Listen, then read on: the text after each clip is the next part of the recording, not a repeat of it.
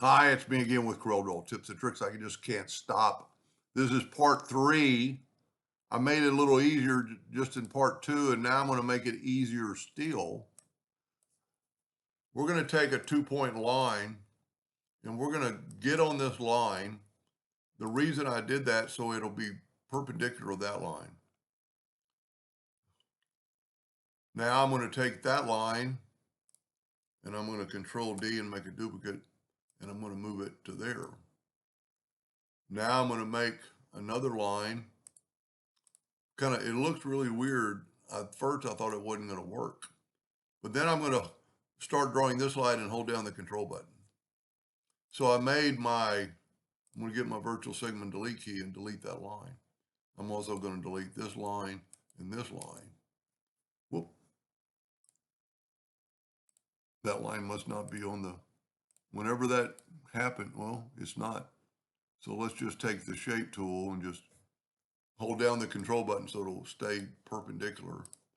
And let's just delete those lines. Now, this is what's neat about working in the center of the page. Take your Smart Fill tool and fill that in. We actually need to move it. That would be on the corner. So I'm going to move it to like right there and make sure you're on the edge. And you could put it anywhere in there. Now I'm going to left click, right click, and I'm going to take away the lines I don't need. I don't need that line. I'm not going to need any of these lines.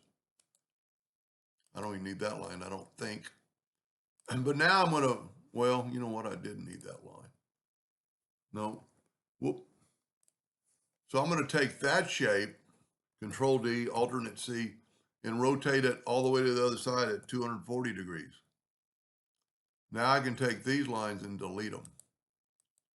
I don't know if I need that. I'm going to need it in a second. But I'm going to delete that line in the center. This is going to save a lot more time and be a lot more accurate. So to kind of group that together, I'm going to take the Smart Fill tool and I'm going to nudge that up, nudge that up, nudge that up. And there's the shape we want. So I'm going to group it together, Control G, and I'm going to left click, right click. Now my box should be grouped together, so I'm going to get rid of that other stuff. Whoop. And now I'm going to move this up, and I'm nudging, so I'm still in the center of the page. Now I'm going to put that down. I'm going to Control D, Alternate C, and rotate it 120 degrees. Control D. And now I only have to get rid of one little line. I don't need that line in the middle. And there you have, you could leave that line. Well, you do need to leave that line. But that was, I opened up the space quite a bit more. And sometimes I'm sorry I make so many videos, but you know what it didn't do? It didn't copy. Let me back up here. It did not copy my full shape. I need to take this shape and put it up there too. And then I can left click, right click. Now we could take away this part. Whoop. You know, we could really leave them. Let's just group this together, Control G, unless you were going to cut this out. Control D, Alternate C, rotate it to 120, then the Control D, which is the 240. And then the others, when I did 240 a while ago, because I was doing backwards. That's pretty cool, pretty fast. Now let's fill it in. Let's use different colors this time. Let's use red for okay, I need to, don't forget to put in those lines just for separation, for right there and right there. And you could still do a lot of this with interactive fill tool.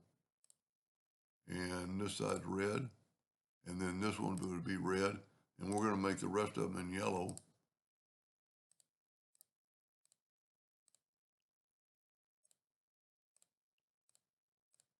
Maybe not as cool as the other color. And then right click, outline. If we put this on a black box, I think it'll really make it stand out. Look at that. Pretty cool. A lot faster. You know, each time I draw something, I figure out something a little bit faster. Anyway, I hope that helped a little bit, and thank you for watching.